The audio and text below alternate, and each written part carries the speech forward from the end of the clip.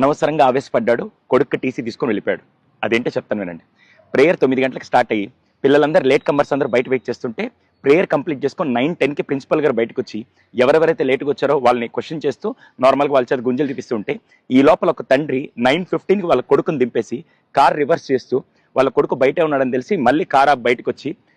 Principal గారిని అడిగారు, sir పిల్లల్ని పంపించవచ్చు కదంటే, లేదు సార్ వీళ్ళు లేట్ కమర్స్, కొద్దిసేపు ఆగి నేను పంపిస్తాను సార్ అంటే ఈ లోపల అక్కడ ఆర్గ్యుమెంట్ జరిగి ఆయన ఆవేశపడుతూ లేట్ అయితే మాత్రం పిల్లల్ని బయట ఎండలో నిలబెడతారా, లోపల పంపించండి అనేసరికి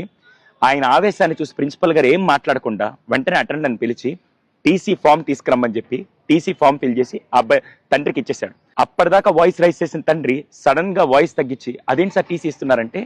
సార్ చదువు ఎక్కడ నేర్పించవచ్చు కానీ పిల్లలకి నేర్పించాల్సింది ఈ వయసులో డిసిప్లైన్, అందులో లేటుగా వచ్చారు కాబట్టి నేను ఆ డిసిప్లైన్ ఈ స్కూల్లో ఈ వయసులో నేర్పించకపోతే రేపు పెద్దయ్యాక వాళ్ళు ఎక్కడ నేర్చుకోలేరు, అటువంటి డిసిప్లైన్ నేను నేర్పిస్తుంటే ఇంతమంది పిల్లల ముందు మీరు నన్ను క్వశ్చన్ చేశారంటే ఇటువంటి పేరెంట్స్ నాకు వద్దు సార్ అని చెప్పి టీసీ ఇచ్చేసి పంపించేశారు. చూసే వాళ్ళందరూ ఒక క్వశ్చన్ అడుగుతాను, మీలో ఎంతమంది చిన్నప్పుడు స్కూల్కి లేటుగా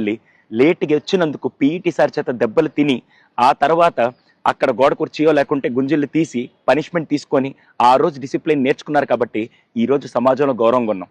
ఈ జనరేషన్కి ముఖ్యంగా కావాల్సింది టెక్నాలజీ, చదువు అదంతా సెకండరీ, ఫస్ట్ కావాల్సింది డిసిప్లిన్ అండి. అది నేర్పించే బాధ్యత అటు తల్లిదండ్రులు ఇటు స్కూలు ఖచ్చితంగా తీసుకోవాలి. ఆ డిసిప్లిన్ చిన్నప్పుడు రాకపోతే